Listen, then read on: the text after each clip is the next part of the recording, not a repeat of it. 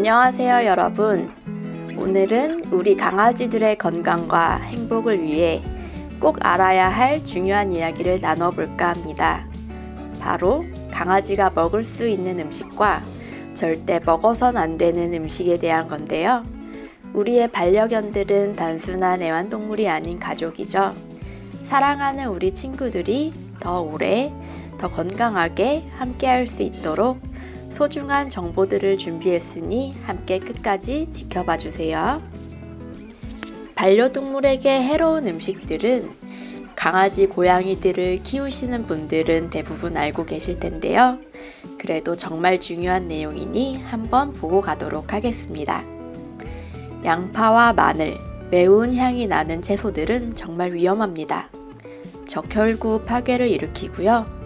쑥도 주시면 안 됩니다. 포도와 건포도는 신부전을 일으킵니다. 샤인머스켓 등도 절대 먹이지 말아주세요.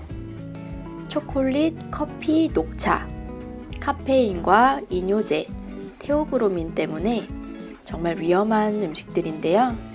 구토와 갈증, 근육경련을 일으키고 심할 경우는 수시간 내에 사망할 수도 있습니다. 카카오 함량이 높은 초콜릿이 더더욱 위험한데요.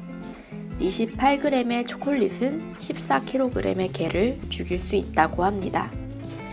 자일리톨 껌 및 첨가물. 껌도 정말 위험하고요. 자일리톨 껌 및 첨가물은 사람이 먹는 유산균 같은 제품에 많이 들어가 있어요. 그래서 강아지에게 유산균을 먹이겠다고 사람이 먹는 유산균을 주시면 절대 안 됩니다. 혈당 하강과 신체 조절 기능 상실, 발작을 일으킵니다. 육두구도 먹이시면 안 되는데요. 마취 효과와 동공 확대, 호흡 저하 유발을 시킬 수 있습니다. 알코올 음료. 강아지, 고양이는 사람보다 에탄올에 훨씬 더 민감합니다. 구토와 혼수 상태, 사망에 이를 수도 있습니다. 빵 반죽은 굽기 전에 부풀고 있는 빵 반죽을 말하는 건데요. 살아있는 효모 때문에 계속 부풀어서 복부팽만과 혼수 상태, 발작을 일으킬 수도 있습니다. 아보카도는 예전에 반려동물이 먹을 수 있다고 해서 아보카도로 만드는 강아지 밥, 이런 레시피가 나오기도 했는데요. 하지만 아보카도에는 퍼신이라는 성분 때문에 심장과 폐에 조직 손상이 일으킬 수도 있고 위통과 구토, 췌장염을 일으킬 수도 있습니다. 주지 않는 것이 제일 좋습니다. 깨끗하지 않은 회는 당연히 바이러스와 세균, 기생충 때문에 식욕 저하, 발작, 비타민 B 결핍을 초래할 가능성이 있습니다.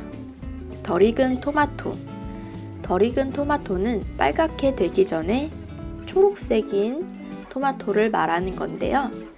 토마틴과 아트로핀이라는 성분 때문에 혼수, 호흡곤란, 복통, 구토, 설사를 일으킬 수도 있습니다. 하지만 잘 익은 빨간 토마토에는 해당 성분의 양이 적습니다.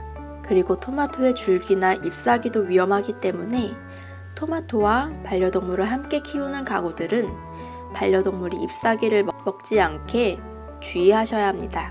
사과, 체리, 복숭아, 살구 등 과일의 씨에는 시안화물이라는 성분이 들어가 있는데요.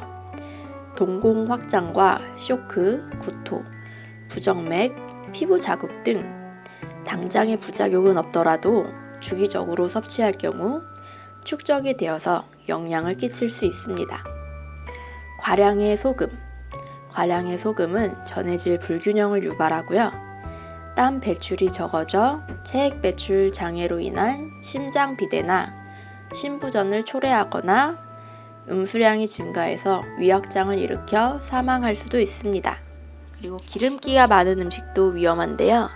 췌장염과 대장염을 일으킬 수 있습니다.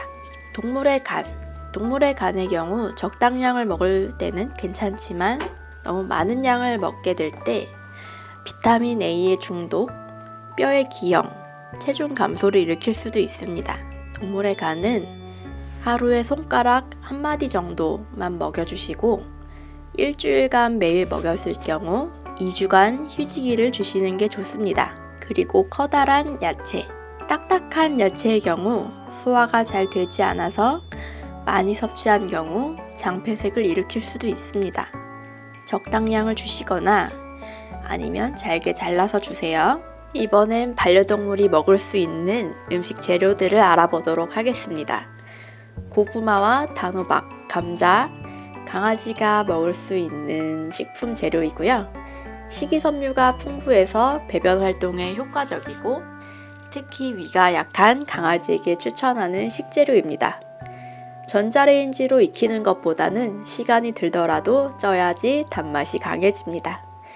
생고구마 껍질은 소화를 방해해서 설사를 하게 되는데요. 껍질은 벗겨서 급여하시거나 40도 이상의 고온에서 익혀서 먹여야 합니다. 닭고기도 자주 사용하는 음식 재료인데 부드럽고 지방질이 적으면서 소화 흡수율이 95%로 높은 식재료입니다. 코티즈 치즈, 우유에 산을 추가해서 굳히고 수분을 짠 숙성하지 않아 신선한 치즈입니다. 만드는 방법은 락토프리 우유를 끓이다가 식초 1스푼을 넣고 잘 저어주면 굳는 부분이 있는데요. 그 부분이 바로 코티즈 치즈입니다. 시중에 판매하는 아기 치즈 1단계도 추천하는 식재료입니다. 연어의 붉은 살에는 항산화 작용을 하는 성분인 아스타잔틴이 함유되어 있는데요. 혈관의 건강과 백내장 예방에도 효과적입니다. 달걀의 경우는 필수 아미노산과 단백질, 비타민, 엽산, 철분 등 영양소가 고루 들어있어서 체력 향상, 피로 개선, 피모 건강에 좋습니다.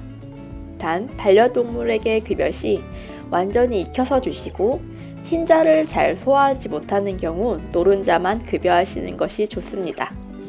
익히지 않으면 살모넬라균으로 인해 식중독이 생길 수도 있기 때문에 익혀서 주세요. 날달걀 흰자를 먹이면 안 된다 라고 들어보셨을 거예요.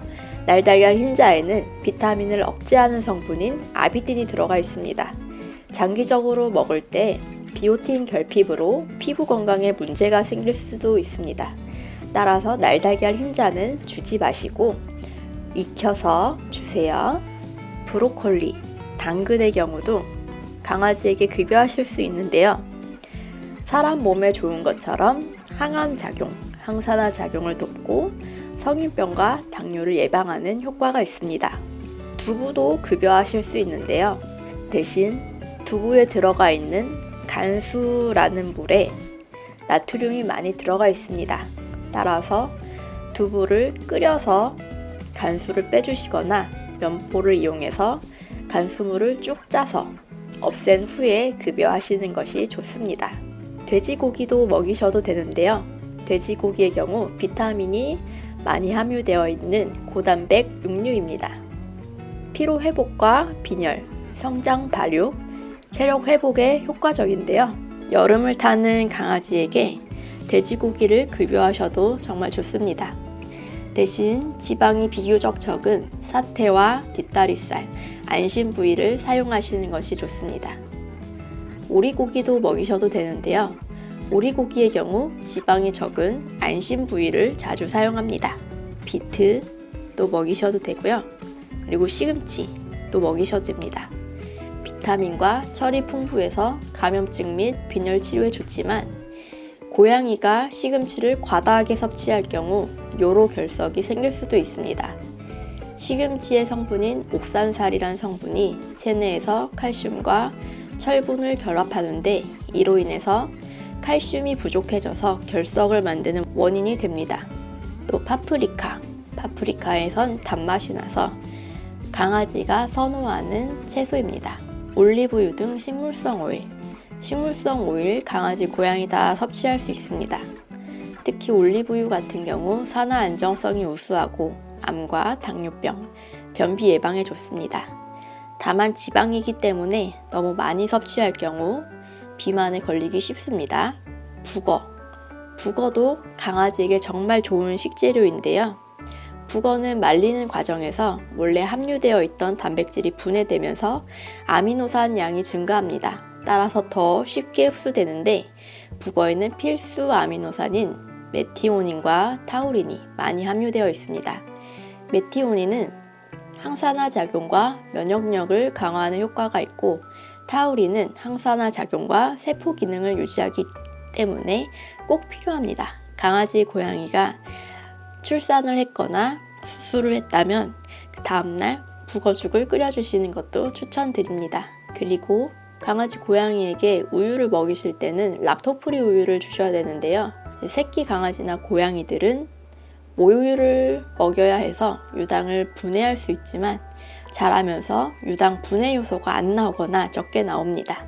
따라서 이미 유당이 분해되어 있는 락토프리 우유를 먹어야지만 설사를 하지 않습니다. 오늘 알려드린 음식들 잘 기억해 두셨나요? 반려견의 건강과 행복은 우리의 작은 관심에서 시작됩니다. 우리가 주는 한 조각의 음식이 사랑이 될 수도 있지만 잘못하면 위험이 될 수도 있다는 점 꼭 기억해 주세요. 소중한 우리의 강아지들과 오래오래 건강하게 함께 하시길 바랍니다.